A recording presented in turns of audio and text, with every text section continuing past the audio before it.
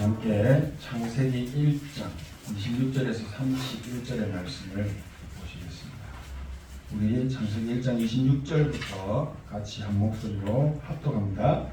하나님이 이르시되 우리의 형상을 따라 우리의 모양대로 우리가 사람을 만들고 그들로 바다의 물고기와 하늘의 새와 가축과 온 땅과 땅에 기는 모든 것을 다스리게 하자 하시고, 하나님이 자기 형상 곧 하나님의 형상대로 사람을 창조하시되 남자와 여자를 창조하시고, 하나님이 그들에게 복을 주시며 하나님이 그들에게 이르시되 생육하고 번성하여 땅에 충만하라. 땅을 정복하라. 바다의 물고기와 하늘의 새와 땅에 움직이는 모든 생물을 다스리라 하시니라.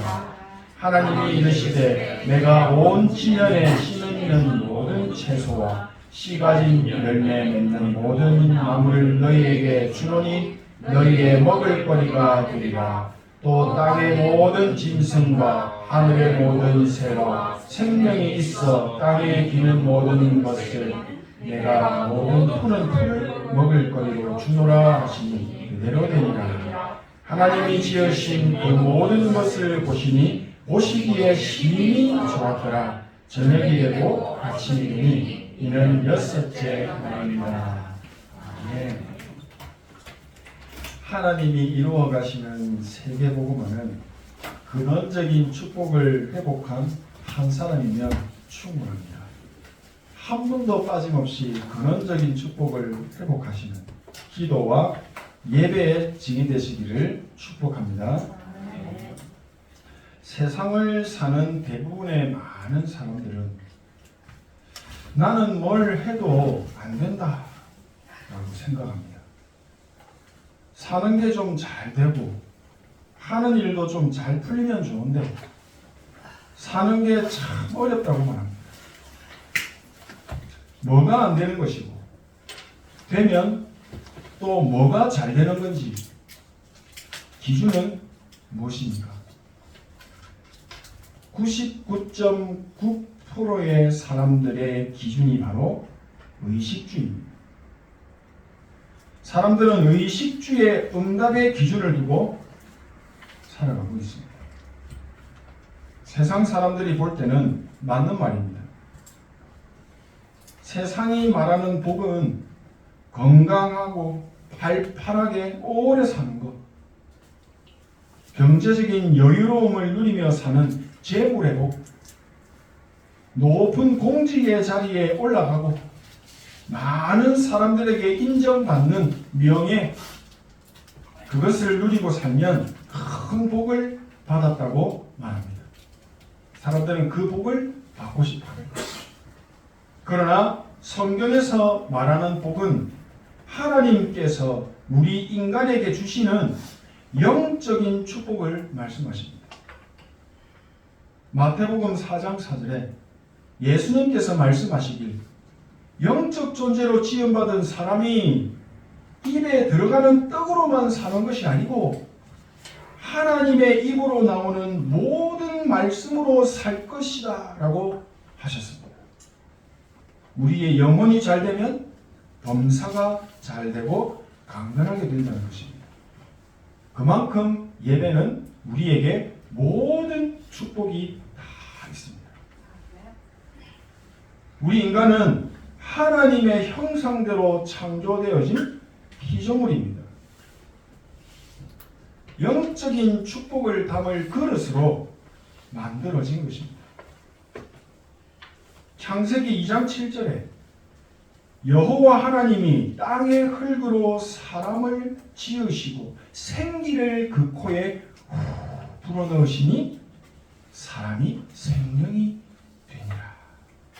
인간에게 있어서 가장 큰 복은 하나님의 형상을 회복한 상태, 즉 성삼위 하나님과 함께함을 누리는 임마누엘의 상태가 바로 최고의 축복인 것입니다. 하나님께서는 우리 인간을 하나님의 형상대로 창조하시고 그 영적인 그릇 안에 생기를 불어넣으셔서 살아있는 영적 존재로 만드시고 근원적인 축복을 누리며 살 수 있도록 영원한 언약의 말씀, 창세기 2장 16절 17절의 말씀을 주신 것입니다. 근원적인 축복을 회복한다는 것은 바로 천지 만물을 말씀으로 창조하신 하나님과의 관계를 회복하고 하나님의 자녀의 신분과 권세를 회복하고 하나님의 형상을 회복한다는 것입니다.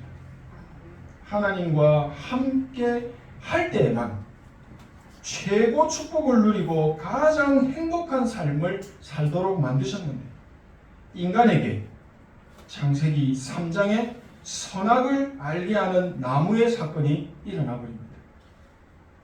뱀을 통해 역사한 영적 존재 사단에게 인간은 속았고 창세기 2장 17절에 영원한 축복의 말씀, 하나님의 말씀을 놓쳐버리고 하나님을 떠나게 됩니다. 원죄 문제에 빠지게 된 것입니다. 하나님을 모르는 상태가 되어버린 겁니다. 하나님을 모르면 살 수 없는 인간인데 하나님을 전혀 모르는 상태로 완전 타락해버린 겁니다. 원죄에 빠진 인간은 더 이상 하나님의 생기가 함께하지 않는 그 비어있는 그릇 속에 귀신 충만한 네피림의 상태가 되어서 운명, 사주, 팔자라는 올무에 걸려서 열심히 노력하며 살아도 반드시 무너지고 망할 수밖에 없는 본질상 진노의 자녀로 살게 된 것입니다. 인간은 왜 고통받으며 살아야 합니까? 원인도 모르고 해결책도 모른 채 그래도 살아보려고 계속 몸부림을 치는 것이 바로 종교생활입니다. 뭔가 형상을 만들어서 절을 하고 무속인을 찾아가기도 하고 점을 쳐보기도 하고 열심히 수행도 해보지만 삶의 고통들은 해결이 안 되고 더 어려워집니다. 늪에 빠진 사람이 살기 위해 몸부림을 치면 칠수록 더 깊이 빨리 빠져들어가듯이 하나님을 떠난 원죄 문제는 영원히 없어지지 않고 해결되지 않은 상태로 그대로 후손에게 대물림되어서 내려가게 된 것입니다. 성삼위 하나님께서 우리 인생의 주인이셨는데 천국이 우리의 배경이었는데 창세기 3장 1절에서 6절 선악을 알게 하는 나무 사건, 그 사건이 일어나면서 인간의 주인이 사단으로 바뀌고 지옥이 영적 배경이 되어버린 겁니다. 그러니 고통받을 수밖에 없는 겁니다. 요한복음 8장 44절에 너희는 너희 아비 마귀에게서 났으니 너희 아비의 욕심대로 너희도 행하고자 하느니라. 이게 우리 안에 있는 틀린 망대입니다. 이게 발견되어야 되잖아요. 어디서? 복음 안에서. 그래야 무너뜨릴 수 있습니다. 하나님을 떠나 하나님을 모르는 불신자 상태 속에 빠진 인간에게 영적인 질병이 생길 수밖에 없고 정신의 병이 들어 정신병이 일어날 수밖에 없고 결국 육신의 질병까지 한꺼번에 고통을 받게 되는 이 문제들이 나 한 사람으로 끝나는 것이 아니라 후대에게 그대로 대물림되어 내려가고 죽어서는 영원한 지옥으로 가게 된다는 것입니다. 한 번 죽는 것은 사람에게 정해진 것이고 그 후에는 심판이 있다 말씀하셨습니다. 인간이 선행, 봉사, 최첨단을 달리는 과학, 철학, 종교 행위 그 어떤 것으로도 하나님을 떠나버린 근본 문제를 해결할 방법이 없습니다. 고린도후서 4장 4절 이 세상 신이 믿지 아니하는 자들의 마음을 혼미하게 하여 그리스도의 영광의 복음의 광채가 비치지 못하게 하니니. 사단이 역사하는 겁니다. 영적 존재 사단은 지금도 우리 인생이 하나님을 만나지 못하도록, 하나님을 누리지 못하도록, 근원적인 축복을 누리지 못하도록 오직 복음을 붙잡지 못하게 만들고 있습니다. 다른 것 잡으라고 합니다. 그냥 복음은 알고 있대 오직 복음에 결론 내리지 못하도록 계속 공격하고 방해하고 속이고 있는 것입니다. 우리 인생은 오직 복음에 답이 없으면, 진짜 그리스도의 답이 없으면 의식주와 종교생활이라는 함정에서 빠져나올 수가 없습니다. 십자가 그려놓고 예배드린다고 다 구원받았다고 말할 수 없습니다. 오직 복음이 아니면 구원 없기 때문입니다. 성경책에 구원이 있는 것이 아니고 십자가에 구원이 있는 것이 아니고 예수 그리스도의 이름, 거기에 구원의 능력이 있는 것입니다. 우리는 그 언약을 붙잡은 하나님의 백성들입니다. 영적 존재 사단은 귀신들을 통해서 나중심, 물질중심, 성공중심의 이 흑암 문화들을 교회 안에까지 퍼뜨리고 있습니다. 오직 복음을 놓친 교회는 사단의 놀이터입니다.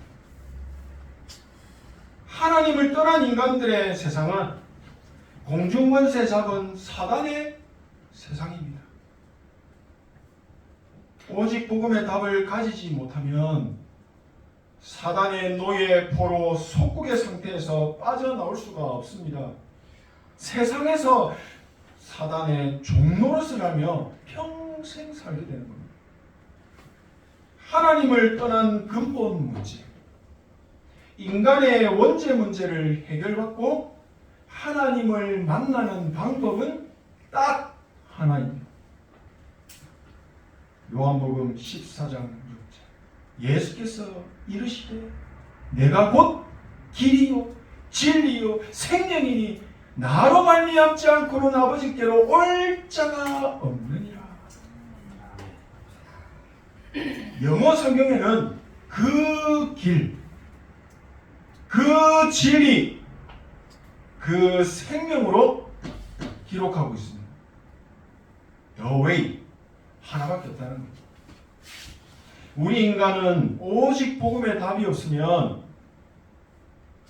종교생활, 우상숭배를 할 수밖에 없습니다. 그렇게 만들어 놓았습니다.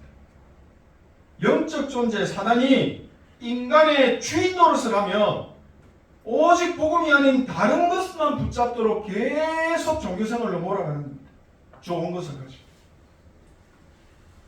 요한복음 10장 10절에 도둑이 오는 것은 죽이고 멸망시키려는 것뿐이요 지옥의 영원한 멸망 속으로 들키지 않게 우리를 몰아가고 있다는 것입니다. 사단의 이 일을 멸하신 그리스도의 이름을 우리는 붙잡는 것입니다. 하지만 죄 없으신 예수님께서 성경대로 십자가에 죽으시고 하나님이시라는 증거로 3일 만에 부활하셔서 그리스도의 일을 완성하셨습니다. 그리스도께서 하나님을 떠난 우리 인류의 원죄 문제, 근본 문제를 해결하고 하나님을 만나는 구원의 길을 활짝 열어놓으셨습니다. 누구든지 주의 이름을 부르는 자는 구원을 받으리라. 날마다 이 이름 누리시기를 진심으로 축복합니다. 또 고린도후서 4장 4절 이하에 구원의 길이 되시는 그리스도가 하나님의 형상이다 라고 말씀합니다. 하나님의 형상하는 길도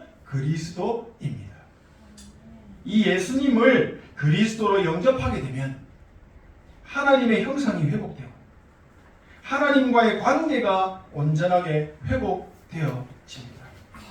하나님과의 관계가 회복된다는 것은 나의 삶 속에 예배와 기도가 살아났다라고 할 수 있습니다. 내 안에 빛이 충만하게 임했다라고 말할 수 있습니다. 우리는 복음을 가르치는 자가 아닙니다. 이 근원적인 축복, 행복을 누리는 것을 보여주는 증인들입니다. 내가 경험한 이 복음을 말할 수 있는 사람이 증인입니다. 이 증인의 축복이 있기를 진심으로 소원합니다. 구원의 축복이 회복된다는 것은 하나님의 자녀 속에 하나님의 형상이 회복되고 하나님의 자녀로서의 신분과 권세가 회복되고 공중권세 잡은 자를 이기는 능력까지 회복시키시는 것입니다. 예수님께서 참 선지자, 참 제사장, 참 왕의 일을 완성하신 그리스도이심을 믿고 영접할 때 그 이름의 능력으로 영적인 힘, 근원적인 힘, 근원적인 축복 회복시켜 주시는 것입니다. 우리 안에 근원적인 축복이 회복됐다는 것은 고린도후서 5장 17절 그런즉 누구든지 그리스도 안에 있으면 새로운 피조물이라 이전 것은 지나갔으니 보라 새 것이 되었다. 사단은 속삭입니다. 그래도 그렇지. 예전의 일을 생각해봐라. 자꾸 과거로 몰아갑니다. 이때 언약 선포하시기 바랍니다. 나는 새로운 피조물인 하나님의 자녀다. 이 순간 흑암이 무너지는 것입니다. 그리스도 안에 있다면, 내가 그리스도 안에 있다면 과거의 본질상 진노의 자녀의 삶은 끝났습니다. 지금 나의 모습은 하나님의 계획 속에 있는 것입니다. 완전 새로운 삶의 방식으로 살게 된다는 말씀입니다. 갈라디아 2장 20절의 상태가 회복이 된다는 것입니다. 나 중심, 물질 중심, 성공 중심이라는 이 내 속에 틀린 망대가 완전한 복음의 망대로 바뀌게 된다는 것입니다. 복음의 망대가 세워졌다는 것은 과거 창세기 3장, 6장, 11장 무속, 우성, 점술, 불신자 상태 6가지에서 완벽하게 해방이 되었고 치유받았다 하는 말입니다. 나의 가는 여정 속에 복음의 빛을 비추시고 성령으로 인도하시게 되어진 하나님의 자녀가 되었다는 말입니다. 성령의 열매를 맺게 되는 인생으로 300%의 참된 응답까지 삶을 통해 누리게 된다라고 하는 것입니다. 내게 능력 주시는 자 안에서 내가 모든 것을 할 수 있느니라. 빌립보서 4장 13절에 바울의 고백처럼 하나님의 자녀된 나는 예수 그리스도 안에서 주시는 그리스도 안에서 주시는 오직의 힘과 그 오직의 능력을 가지고 세상을 살겠다는 것입니다. 다른 거 필요 없다는 겁니다. 무슨 일이 있어도 오직 복음을 믿는 그 믿음을 지키겠다. 이 복음의 증거되는 증인의 삶을 살기 원합니다. 라고 하는 깊은 의미가 숨어 있는 것입니다. 빌립보서 4장 13절은 내가 복음을 가졌기 때문에 무슨 일을 해도 성공한다는 의미가 아닙니다. 절대 주권자 하나님과의 관계를 회복하는 근원적인 축복을 회복했다는 것입니다. 근원적인 축복은 오직 복음을 통해서만 회복되고 오직 복음 안에서만 누릴 수 있는 축복입니다. 하나님의 형상을 회복시키는 복음 안에 있을 때 세상을 정복하고 다스리고 할 수 있게 되는 것입니다. 내가 오직 복음을 붙잡았다라고 하는 것은 하나님의 뜻과 계획 속에 내 인생을 전적으로 전부 맡긴다는 것을 말합니다. 나는 말씀에 인도받아 살겠습니다. 성령의 충만한 힘 가지고 살겠습니다. 이 1장 사도행전 1장 8절에 증인되기를 원합니다. 근원적인 축복을 회복한 사람입니다. 이 사람에게 하나님 천대까지 축복하실 것을 믿습니다. 성삼위 하나님께서 내 인생의 주인이 되셔서 하나님이 원하시는 일에 하나님의 방법대로 사용하시라고 내 인생을 전부 드리는 것과 같은 것입니다. 아무것도 없는데요. 몸이 아파서 아무것도 할 수 없는데요. 그대로 하나님 앞에 내어드리십시오. 하나님의 시공간을 초월하는 보좌의 능력을 반드시 경험하게 되실 것입니다. 오직 복음을 누린 다윗 시편 23편의 고백이 지금 내가 고백하는 고백이 되어버립니다. 나의 절대 망대가 세워져 버리는 겁니다. 하나님께서는 하나님의 자녀가 다른 게 아닌 오직 하나님만 바라보면 오직 여호와를 앙망하면 우리에게 새 힘을 주시겠다고 약속하셨습니다. 하늘 보좌로부터 주시는 새 힘. 이 힘이 있어야 광야길을 가지만 세상을 살아가지만 언약을 이루는 언약의 여정을 갈 수가 있게 되기 때문에 영원한 작품과 제자를 남기는 이정표의 축복을 누릴 수가 있게 되는 것입니다. 하나님이 주시는 힘이 회복이 되면 의식주를 정복하고 다스리게 됩니다. 의식주의 종이 되지 않습니다. 교회와 현장과 후대 모든 사람을 살리는 전무후무한 응답을 누리게 하실 것입니다. 나이와 상관없습니다. 신분과 상관없습니다.